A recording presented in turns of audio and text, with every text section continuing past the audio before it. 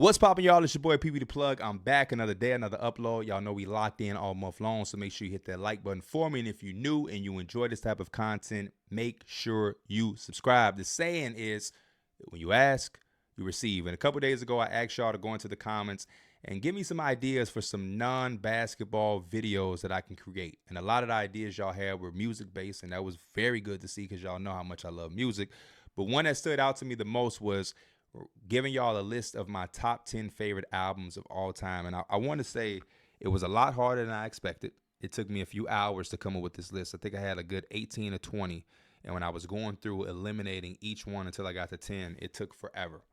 The other thing I want to mention is understanding the difference between a mixtape and an album. There's some projects on here that I think won't make it, because that's for another video. We're going to have to also do our top 10 mixtapes of all time, because I was about to put some mixtapes on here, but I'm like, you know what? They said albums. They said albums, and we just going to have to do mixtapes on a different day because it gets very murky and intertwined. So understand that these are albums.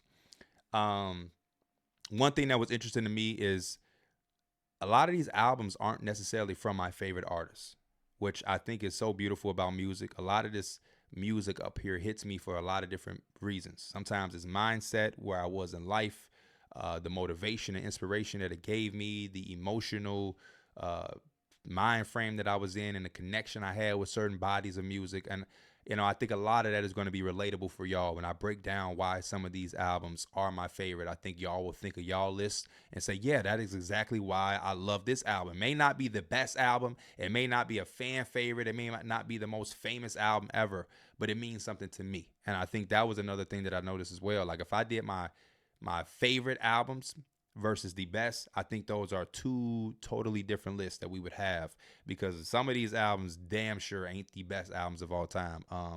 But yeah, these are my top 10 albums. Let's get into it, and with all the backstories and everything. And I can't wait to see y'all reaction in the comments. And I hope I can actually put some of y'all onto some of this music as well, because again, it ain't the most famous music of all time. Before we dive into the actual list, I have to show some love to some honorable mentions that really was hard to take off of the list. But the first one is the Man on the Moon, End of Day by Kid Cudi, his debut album, released September 15th in 2009. So around this time, I am a freshman in high school, your typical teenager, just living life, playing basketball, being a kid or whatever. And this is like a new world of music for me, right? At this time, I was listening to a lot of Lil Wayne, a lot of, Young Money, Cash Money, Gucci Mane, and listened to a lot of mixtape stuff. Kid Cudi was a bit different.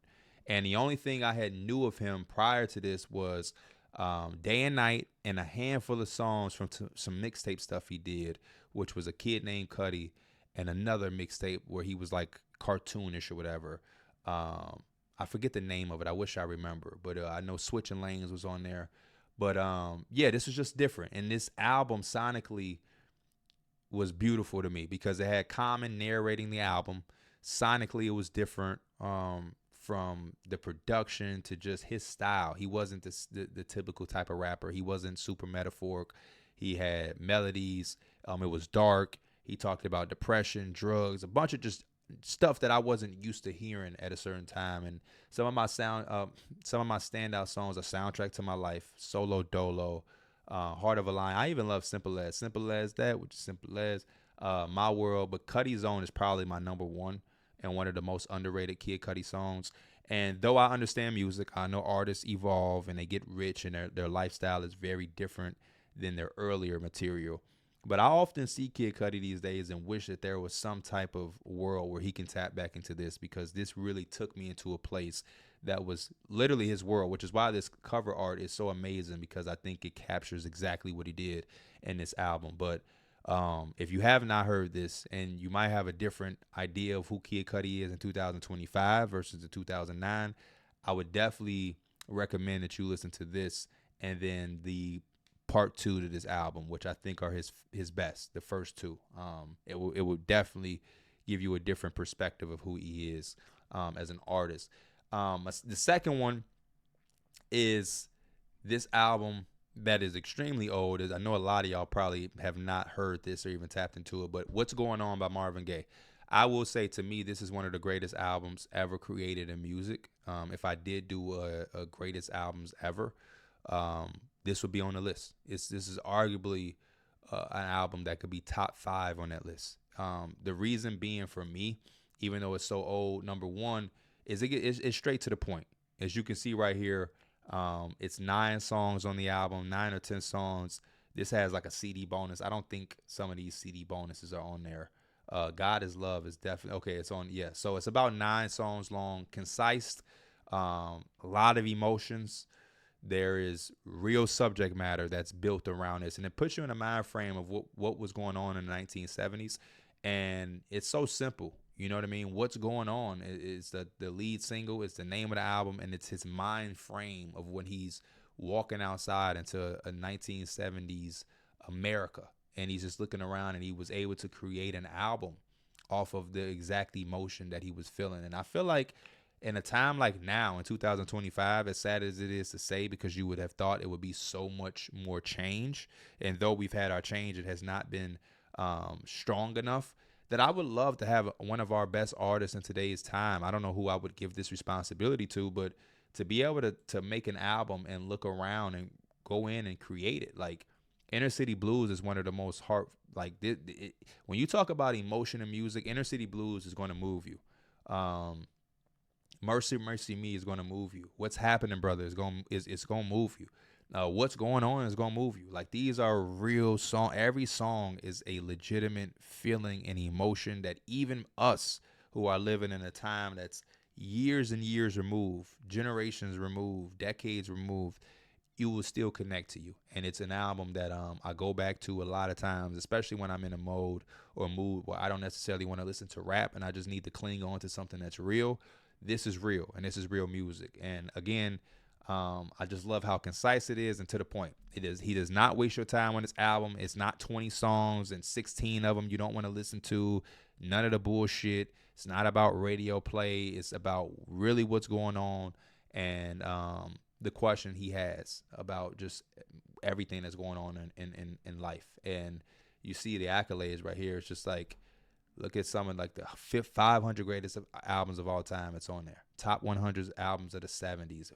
15 most influential albums not by the Beatles, Stones, Dylan, or Elvis. Like, and I think this shit is better than the shit that they gonna have. You know what I mean? And it's an album that, again, it's old, but sonically it holds up. You don't listen to this album and feel like, man, this shit is super old. Like, nah, it still can play in today's world. And I don't say that a lot about music, but this has replay value. And I would definitely suggest any of my young people go listen to this music and do not be afraid by the 1971 stamp, because you've never heard anything like this. And then lastly, it's Pinata by Freddie Gibbs and Madlib. Big Freddie Gibbs fan. Freddie Gibbs is one of my favorite. He's probably in my top 10 rappers, damn near top 5. I love Freddie Gibbs. Think he's extremely underrated lyrically, and this album being, curated by Madlib, who is one of the most underrated producers as well. One of the best collabs you're gonna get, and I love when these two lock in together. Some of my favorites on here is definitely Shame. I love Thuggin' is one of my favorite Freddie Gibbs songs of all time. I love Harold's High with Danny Brown. Deeper is an incredible story. You got Real on here that was talking about Young Jeezy and that whole situation. Lakers and then the Knicks. Like, he really got into his bag on here. Pinata, the posse cut at the end of the album. Broken with Scarface, Robes. Like, this album is a classic to me. This is one of the classics of the 2010s. I think this is an undeniable, from the album cover art to the music videos they made. The Thuggin' music video is incredible. The rapping, the beats. And I just love when artists do this. Freddie Gibbs in countless interviews talked about how challenging it was at first to work with Madlib, because he doesn't have the typical beats. He has different type of samples, and it just takes you to a different place, and it's not your typical writing that you would have musically. And I love that he challenged himself and he was able to come up with this body of work. And then they gave us Bandana, and I think we're getting Montana next from them. So anytime these two link up, Pee Wee the Plug is going to be there front and center, giving it his full attention. But this is one of the albums that was extremely tough to take off the list. But these are my honorable mentions. All right, now getting into the actual list. At number 10, we have Juelz Santana, What the Game's Been Missing, which dropped November 22nd, 2005. I was 10 years old, y'all. I was 10 years old, about to turn 11 in a few months. LimeWire was on fire. My aunt was the queen of LimeWire. She was making everybody CDs. She asked me, yo, Pierre, I'm making everybody CDs. What CD do you want? And I credit this album for a lot of different things. Number one, it got me into music. This is my first album ever. My aunt was going to make this CD for me on LimeWire. She makes it. I'm tending to remind y'all, and it's so explicit. He's saying crazy stuff on this album. So she says, you know what? I'm going to just give you money, and you're going to go to Walmart and get the edited version because this stuff is way too crazy for you. So I'll never forget getting the money, going to Walmart, walking into Walmart, and it was the last one on the shelf, the last Juelz album, and it was edited, and I was so happy. And I remember going home and listening to this album over and over and looking at the booklet and putting the album on my Xbox and burning it onto my Xbox. So now when I'm playing 2K5, I'm listening to Juelz. So I know this album like the back of my hand. And this album was, again, my first album. I think this is what really got me into music, because at this point I was not a music person at 10. I was kind of whatever was on the radio. This actually got me into like music. I remember going to my aunt's house and I started using LimeWire myself, typing in Juelz Santana to hear all of the rest of his music. And when I did that, a lot of Lil Wayne stuff started coming up because him and Wayne started doing the I Can't Feel My Face stuff. And then that introduced me heavily into Wayne at an early point. And then being introduced to Wayne introduced me to the rap game, because Wayne was rapping on everybody's beats. He was doing everybody's features. So Wayne introduced me to so many rappers because of how much work he was doing. But on top of all of that, this is actually a good album. Rumble, Young Man Rumble is one of my favorites. Oh Yes was one of the singles. Clockwork was a single. I also love Make It Work For You with Jeezy and Wayne. But my favorites, if I had to pick a three, it is Mic Check. Mic Check 1 2 1 2. Mic Check 1 2 1 2. Mic Check 1 2. What is this? Santana's back to business. Let's go. Wait. I Am Crack is one of my favorite Juelz Santana songs of all time. And then my third probably would be Rumble, Young Man Rumble. This is a great album. Very long. Violence is real good too. But this is the song that introduced me to Juelz. There You Go, the whistle song, which was the lead single. There You Go, baby. Hey. But yeah, incredible album.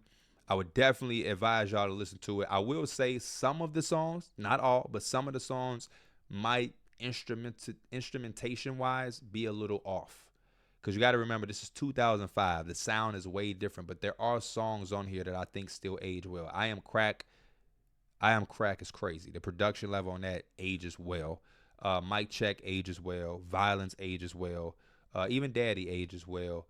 But there are some songs like Good Times. I love Good Times at the time, but 20 years later, I don't know how much y'all like it. Or Freaky is another song that you probably be like,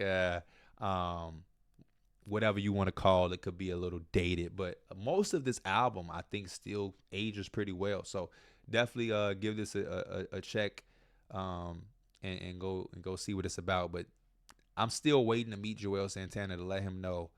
Like, I used to go to the corner store by my house and try to buy bandanas to wear, but like that was his thing. Bandanas he would wear to the side. He had his nephew on the intro. I think his nephew was a part of Jelly Fam too, if I'm not mistaken. His nephew ended up growing into like a New York basketball player. I think he raps now too, but yeah, very crazy, man. Very crazy to look at this 20 years later as a grown man and understanding everything that like this album taught me. Shout out to Juelz, man. I still got to meet Juelz. Number 9, Lupe, Fiasco, The Cool. Again, a couple years later, 2007. This album is significant to me because it just like the last album, it helped me as a music person on my journey to be a music guy. And this album was introduced to me by my uncle. And I'm going to be honest and real with y'all. You have to understand, in 2007, I'm 12 years old. So a lot of the stuff Lupe is saying lyrically, conceptually on the song, it's going over my head. So I'll be honest. At this time, I thought Lupe Fiasco was whack. I thought he was weak as hell. And my uncle would play this, and he somehow convinced my other uncle that this shit was fire. And they would play it all day, and I'd be like, oh my goodness, like this shit is so weak. Like, oh my goodness. But then, because I heard them play it a gazillion times, I started to listen to it. And as a 12-year-old who eventually came 13 very quickly after this, my birthday's in March, I started to open up my mind and I started to catch on to what was being said slowly but surely, slowly but surely. And then I would go back to this album and I would always catch something new. I would always catch something new. And every time I listen to the album, I find something new. And it just made me open up my mind as a young music fan at 12 and 13 years old to really understand the layers that Lupe Fiasco is rapping with. And I'm not going to lie, a lot of the layers at first, my uncles had to like show me. Again, I'm 12 years old. I can't really keep up with every single thing he's talking about because some of the stuff that Lupe talks about, even to this day, is extremely deep. It is extremely, like, it ain't even going over your head. Like, it's just so deep that you just, if you don't know, you don't know. Like, that's like, he's just one of those type of writers lyrically where it just can get extremely deep. And I credit this album of allowing me to understand the depths of music and lyrical content because, again, he goes really deep. Some of my favorite albums on here, songs on here is definitely Go Watch. Got my Go Watch and my gold chain and my, and he say like that's one of my favorites because the hook changes every time. Like every time he talks about, I got my Go Watch and he said I got a ghetto girl with one of them long names and Streets on Fire is an incredible. Little Weapon, it talks about how, you know, around the country we sending so many different people to war, even kids, and we just training kids to come up to be killers and to, you know, put their life on the line for wars that are just above them. And it's an incredibly written song. It's so crazy to rapping on here. It's so crazy, man. Little weapon, we're calling you, and then the drum pattern. Anybody that know the song, when the song first come on, it's just a drum. It's like you at a marching band, and he just go. Oh man, let me click on here. I forget the start. How did he start his verse? I killed another man today. Shot him in his back as he ran away. Then I blew up his hut with a hand grenade. Cut his wife's throat as she put her hands to pray. Just 5 more dollars and we can get a soccer ball. That's what my commanders say. How old? Well, I'm like 10, 11. Been fighting since I was like 6 or 7. Now, I don't know much about where I'm from, but I know I strike fear everywhere I come. Government won't be there, so I wear my gun. I really want the rocket launcher, but I'm still too young. It's candy give me courage not to fear no one, to feel no pain and to hear no tongue. So I hear no screams and I shed no tear. If I'm in your dreams, then your end is near. This shit was hard, man. This shit was so hard. Little Weapon looks at children with guns, from child soldiers in Africa to high school shooters to violent video games. Yeah, the third verse was from his homie who came in and like made his verse kind of concepted around like almost Call of Duty. Imagine if I had to console the families of those slain I slayed on games consoles. I aim, I hold, right trigger to squeeze. Press up and Y, one less nigga breathe. B for bombs, press pause on your mind. Like, just crazy, though. Like, I highly recommend, if you're not going to listen to the album, listen to that song. Dumb It Down is lyrically, Dumb It Down is crazy. Lyrically, Dumb It Down. I'm so glad I pulled up these albums on Rap Genius because, like, just some of these verses, even like not hearing, just hearing me rap it. I'm fearless, now hear this. I'm earless, and I'm peerless. That means I'm eyeless, which means I'm tearless, which means I'm iris. Resides where my ear is, which means I'm blinded, but I'ma find it. I can feel it nearest, but I'm a veer, so I don't come near like a chicken or a deer. But I remember I'm not a listener or a seer, so my windshield smeared. Like, just to break it down, he's saying I'm fearless, now hear this. I'm earless. Hear this, I'm earless. I'm peerless, that means I'm eyeless, which means I'm tearless, which means I'm blinded, but I'ma find it. But then he goes back down to, he brings it back but I remember I'm not a listener because I'm earless, or a seer because I'm peerless, I'm eyeless, or a seer so my windshield smeared. So he hits the chicken or the deer in the road because he can't fucking see. Here, you steer. I really shouldn't be behind this. Clearly, because I'm blind. The windshield is minstrel. The blood from the roadkill. The whole grill is roadkill. So trill and so sear, yeah, I'm both there. Took both pills and I'm bloke in a trench coat and man, like dog, like man. Where's the second verse? And I'm mouthless, which means I'm soundless. And as far as the hearing, I found it. Like, you gotta really like, man, this shit gets so deep on this album, man. But he is like, he talks about like on the hook. Where's the hook? He says, "You going over niggas' head, Lou? Dumb it down. They telling me that they don't feel you. Dumb it down. We ain't graduate from school, nigga. Dumb it down. Them big words ain't cool, nigga. Dumb it down. Yeah, I heard mean and vicious, nigga. Make a song for the bitches, nigga. Dumb it down. We don't care about the weather, nigga. You'll sell more records if you dumb it down." You just talked about the state of rap. Like me, except my excuse is I was 12, but like me, a lot of people would hear Lupe and they would just be like, it's too deep. Like, dumb it down. Like, dumb it down as a rapper. You don't have to make everything so deep, because a lot of it is going over people's head. But Lupe decided to not dumb it down, and I will forever love him because of that. Another rapper who I haven't met yet that I would love to converse with and talk to. And I would love to just go over some of the music with a lot of these artists, especially somebody like Lupe, because there's still so much that I feel like I don't know. And it's just interesting to understand, as somebody who's made music before, when I hear a beat, I don't fucking think of like Little Weapon. Like, how do you make a song and you go dumb it down, but you think to go, I'm fearless, now hear this, I'm earless, and then you're doing it in every verse. I'm mouthless, which means I'm soundless. Now, as far in the hearing I've sounded, it's just I don't even know, man. I don't know. Even the third verse, and I'm brainless, which means I'm headless.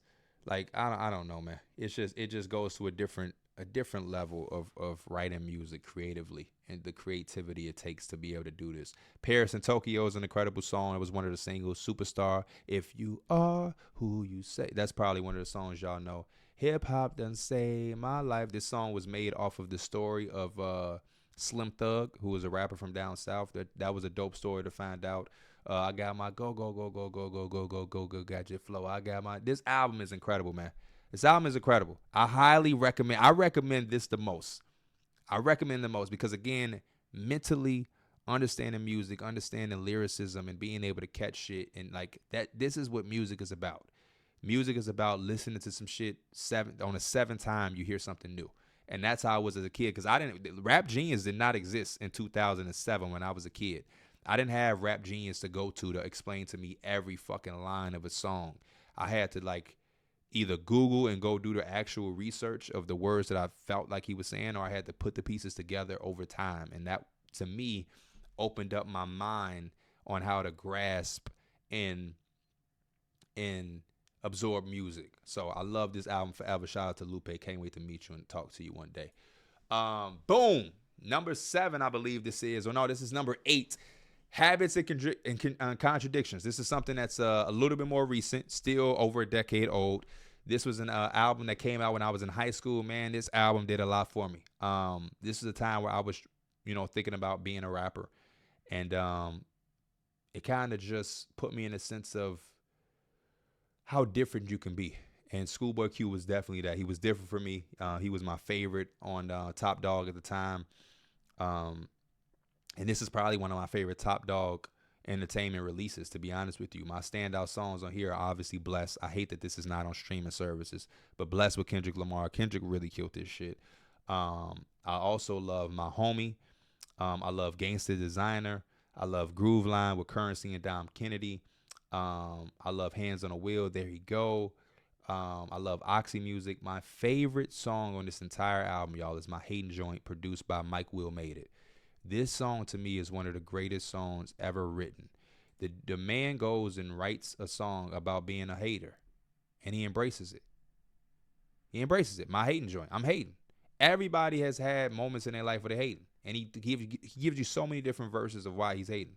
Look at you. Now look at me. Now look at him. Now back at me. I'm saying though, I ain't trying to be your nigga. What you playing for? He hating. He hating. He said, man, that nigga, he can't protect you. Remember when he had left you? That's some hate. That's what you would do as a hating ass nigga. And I just felt like that was one of the realest songs that I've heard written in a long time. And again, the mindset, the creativity, the realness that you have to write a song like that. 90% of rappers aren't going and hearing a beat, and the first thing that they're thinking to write is to be honest enough to say, I be hating sometimes. I be hating on niggas sometimes. You're damn right I do. And he just did that, and that to me was perfect. But it was this was a breath of fresh air in a time where, as a young kid trying to be a rapper and pursuing rapping, I was looking for my identity.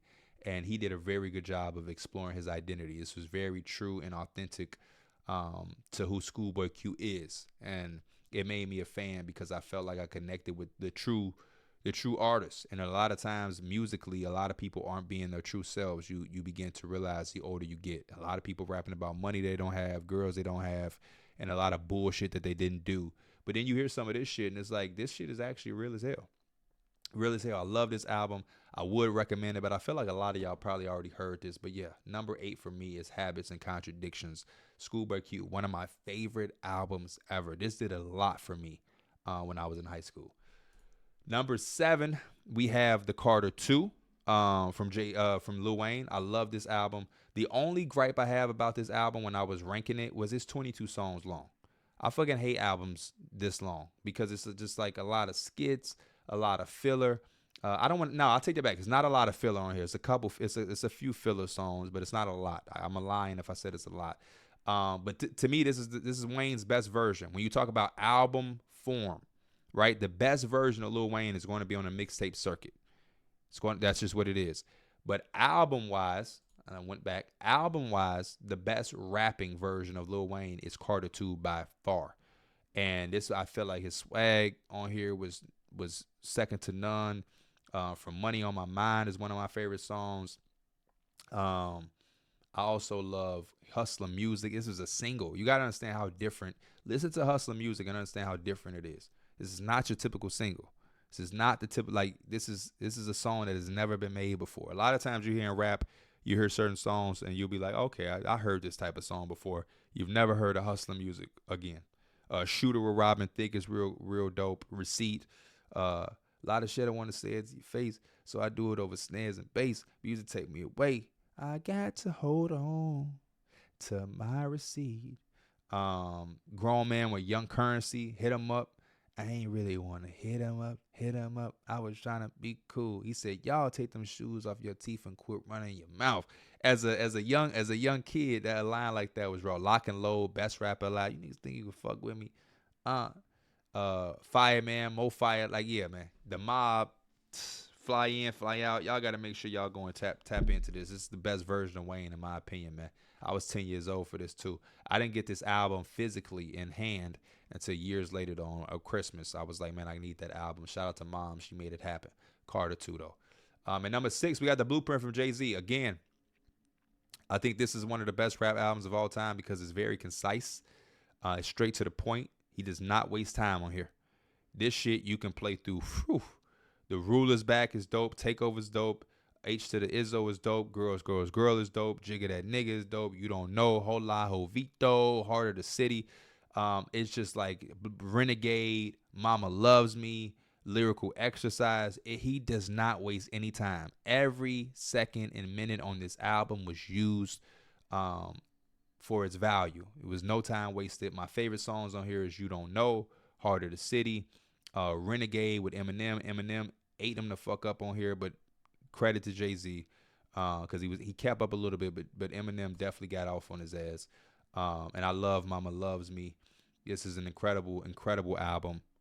September 11, 2001, release date. Think about that. 9/11, the original 9/11, he dropped this song. Incredible album, man. Incredible. I love this album so much. Shout out. Somebody sent me this album. One of the fans sent me this to my P.O. box. And this is so dope that I love having the actual tangible album. So shout out to Jay-Z. It ain't really much to say about this album, man. He rapped his ass off. Takeover is obviously the famous Nas diss that started their little beef or whatever, but this was incredible, man. Incredible. The production from Just Blaze, Kanye West. I love this album so much. Heart of the City. First the Fat Boys break up. Now every day I wake up, somebody got something to say. Or somebody got a problem with a Hove. Love that album. Number 5 though, man. Larry June. Y'all know Larry June was gonna make it, man. Y'all know Larry June was gonna make it. Again, the theme continues. Look at it. 10 songs. This is the intro from Uncle Herm. So it's really 9 songs on this album. Larry June gets straight to the point on here. I love this album so much. September 3rd, 2019 release. Because this was a time in my life where I needed this album. The podcast had taken off severely. making real good money, legitimate, like comfortable money. I had just got my or this is right around the time going into the pandemic. A little bit later, I had got my car. Like a year later, I had got my Beamer, my first real, first real luxury car. And I remember getting my car like this next following summer, and this is all I played. And it just was the theme song to just feeling good, man. I was feeling like I'm successful. I'm making some decent money. I'm doing well for myself. I got a nice car. I can, maneuver around a little bit. And the music on here just matched my feeling, my mindset, and the point of my life that I was at. And this always is like dope to me that it feels like Larry June is kind of like the soundtrack to my life. That's why he's my favorite artist right now. I listen to him the most. Every time I do Spotify rap, he's number one because it just feels like the music he makes fits how I feel and how I maneuver in my life. He's not out here talking about a bunch of fake hood shit. He's not talking about shooting at people. He's talking about getting money, being a boss, Rolex watches and Porsches and BMWs and chilling with his son and making smoothies and Mission Bay, which is a vacation spot me and Dana went to in San Diego, like just chilling, you know what I'm saying? Just fly shit, just being a fly dude, getting money and being on some cool shit, not trying to be on no beef shit. And this album is really that for me. My standout song is every fucking song on the album. My favorite is definitely Let's Drive to Vegas, but Smoothies in 91 is fucking is historically incredible. Mason Cafe, which is a real spot in San Francisco that I went when we went out there, I was able to see. I haven't ate at Mason Cafe, but I definitely seen Mason Cafe and thought of Larry June immediately. But I love this album. Mission Bay. If you've ever gone to Mission Bay, and I think it's one in San Francisco too, but I went to the one in San Diego. When I listened to Mission Bay and I went, it was fucking crazy how him and whoever produced this song, let me see who produced this, K Fisher. Him and K Fisher was able to fucking sonically create what Mission Bay feels like in music. Like it's hard to explain, but it sounds like Mission Bay. If you ever go to Mission Bay, it sounds like Mission Bay in that song. But Let's Drive to Vegas is my one, man. Bright lights in the city got me thinking about more money. OG told me it's no money like whole money. Like just shout out to fucking Larry June, man. I think I'm gonna try to link up with Larry and meet Larry at All Star Weekend in San Francisco this year. By far my favorite rapper right now in the 2020s. Like just again, the soundtrack to my life. At number 4, we got an album that at the time of its release got shitted on, and I never understood it. But with time, people went back and gave it its credit. And that's Drake Views. Again, like I don't know if this is the best Drake album, but it's probably one of my favorites. It's up there with Nothing Was the Same. But again, it's just the time of my life I was in. Like I remember this dropping. Me and my brother lived together, and I just remember like this. I was feeling this shit. I was feeling this album. I love Views. Question is, will I ever leave you? The question is, no. The answer is, no. Summer's Over interlude, beautiful. One Dance, Controller, still here and have as much replay value later, but at the time it was real dope. And yeah, Faithful, With You, Redemption, Western Road Flows, Feel No Way. I should be downtown whipping on the way to you. You got something that belongs to me. You With Me, 9. Keep the Family Close is one of the Drake's most underrated intros, if I'm being honest. Like, it's just an incredible album. Child's Play. On this shit, like, whoa. Fire and Desire. Like, come on, man. Do I need to talk about this album anymore? I don't even need to say go listen to it because 99% of y'all already listened to it. 39.4 million views just on fucking Rap Genius. Album is incredible. Yeah, I don't know if this might be my favorite Drake album. I also love a Scorpion. I think Scorpion is underrated. Obviously, Take Care. Take Care is it's just so beyond me. Like it's like a sophomore in high school. It's just so far gone. But Drake is also a guy that will come up in the mixtape game, the top 10 mixtapes, because So Far Gone will definitely make it. Next at number 3, This is probably one of the most important albums on this list, man. Get Home Safely by Dom Kennedy, dropped in 2013. This is my senior year. Or no, this is probably right after. No, yeah, this is my senior year, I think. Senior year of high school. No, because I graduated in 2013. So this is the first year after graduating. And I really needed this album. That was a tough time for me in my life. I know a lot of kids around that age when you first graduate, and if you're not going to like some crazy 5-star university, it kind of feels like everybody's passing you up in life. You kind of feel stuck, like, man, what am I going to do? You feel like you need to have all of the answers to life when you're 19 years old or 18 years old, fresh out of high school. We put so much pressure on ourselves. I've talked to hundreds of people who have all related to the same feeling of like, once you graduate, if you don't have plans like to go to a school right after, you kind of feel lost and like, oh my goodness, I'm drowning. Life is getting ahead of me. I'm so unsuccessful at 18. I don't have the answers to life. And you just once you get older, you feel how you realize how stupid it was to be thinking like that. But I say all that to say, Dom Kennedy hit it on the head for me. Like, this music meant so much to me back when I was 17. After school, if it don't make money, it don't make sense. Erica Part 2. Dominic, she asked me what my real name was. I told her Dominic. Still Calling. Please make it home safely with Nip Hussle. The 5-Year Theory.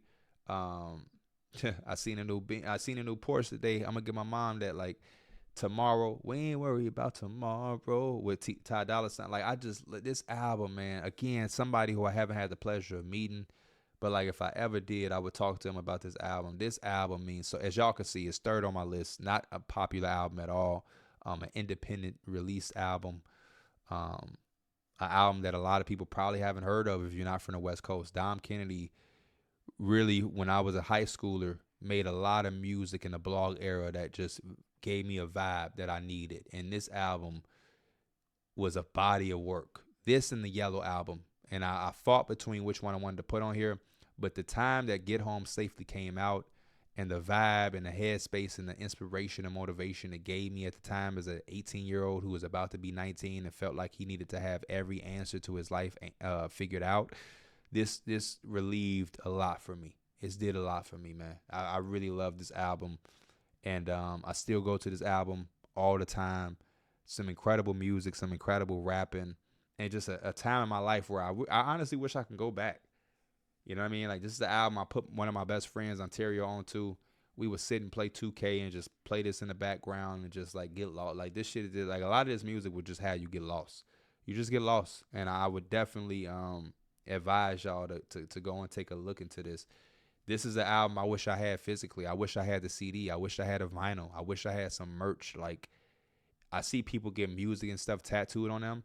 I fuck around and would get, like, if I was one of those people, I would get Home Safely tatted on me. This is how much this album means to me.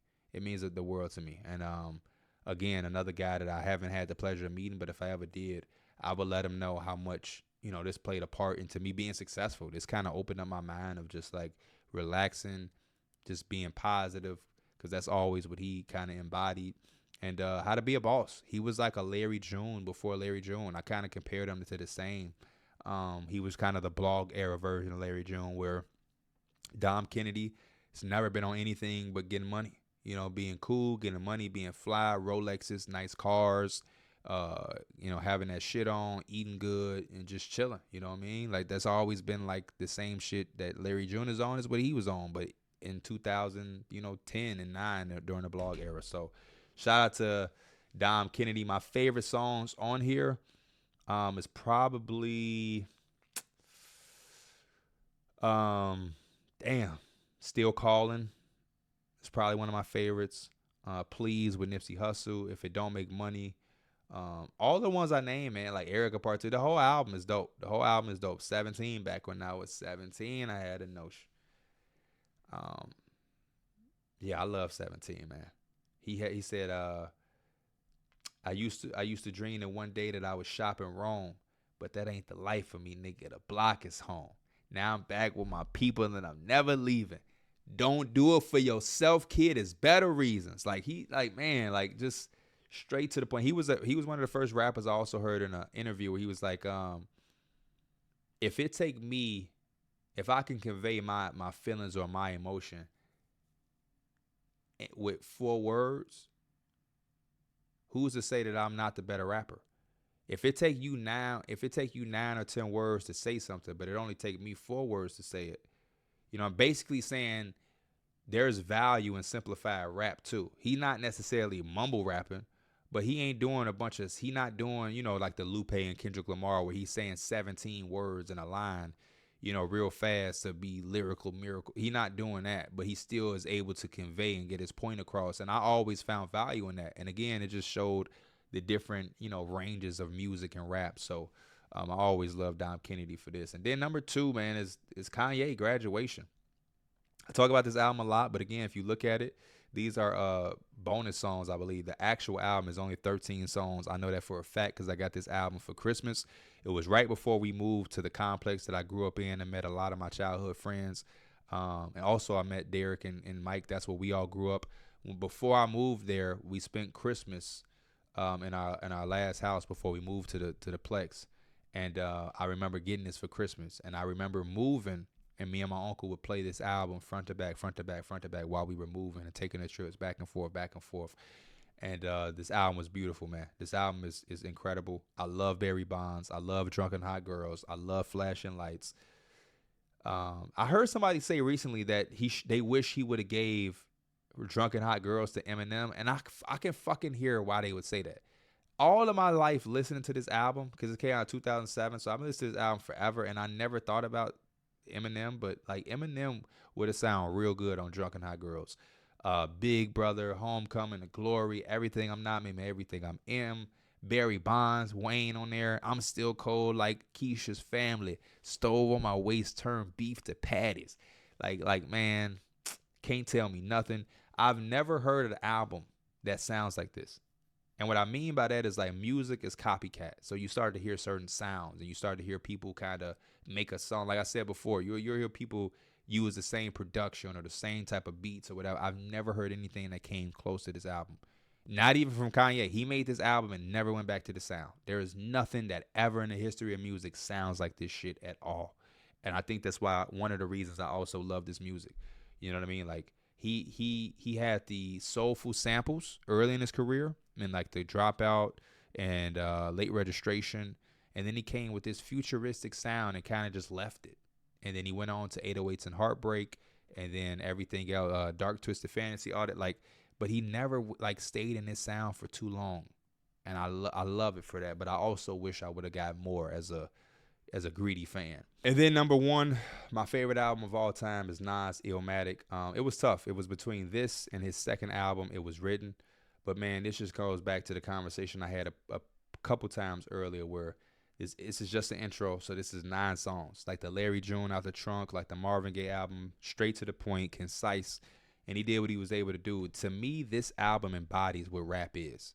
When I think about what rap is to me, and what it means, this is my type of rap that I'm gonna always crave, where you get a little bit of everything. The production on this album is crazy. The Large Professor, Q-Tip, like everybody, Pete Rock, DJ Premier, everybody produced on this album. All of the heavy hitters. He was one of the first artists in rap history to do that, to just go get all of the heavy hitters.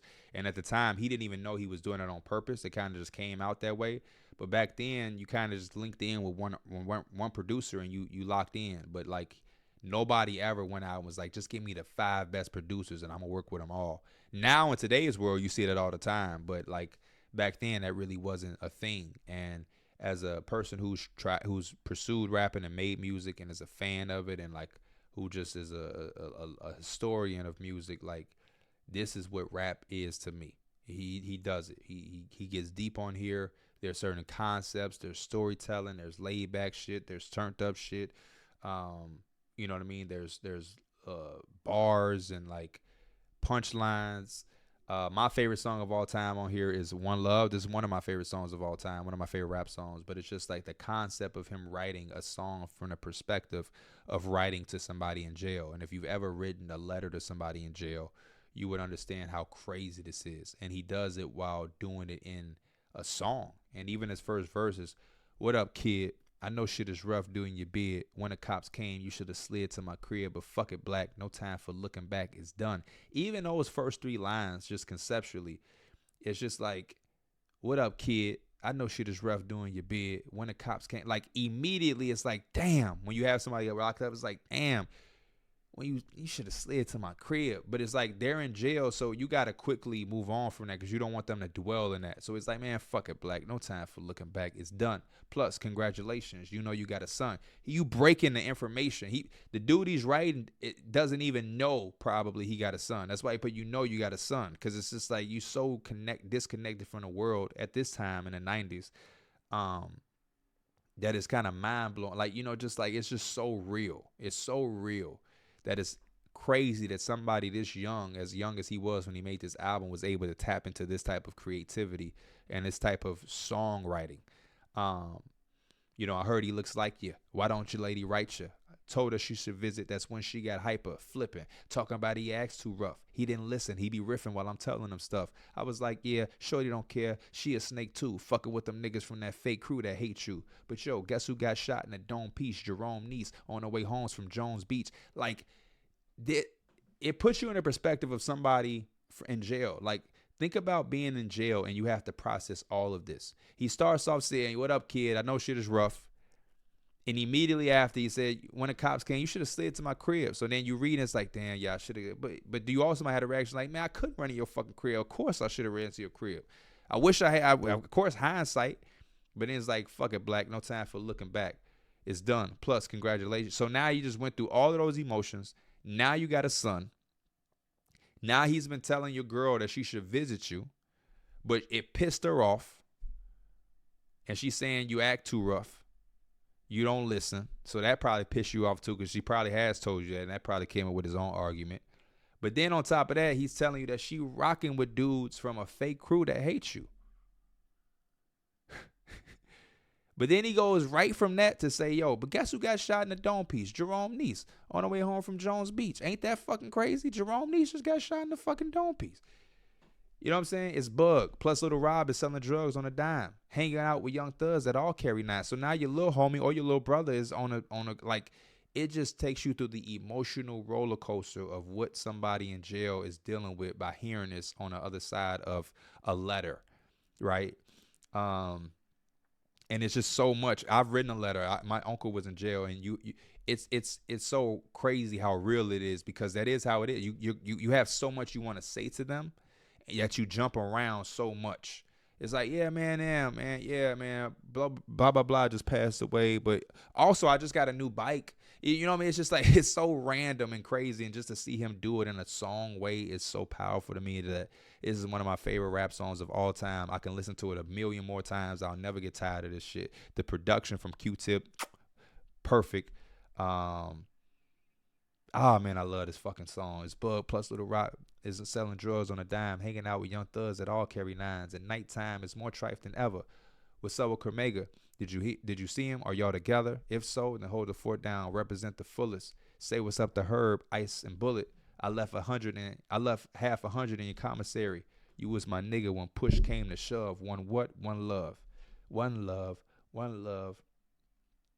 Yeah, man. And that's something me and my pop say when we've in our conversations. One stand for one love. But man, it's just, I love this fucking song.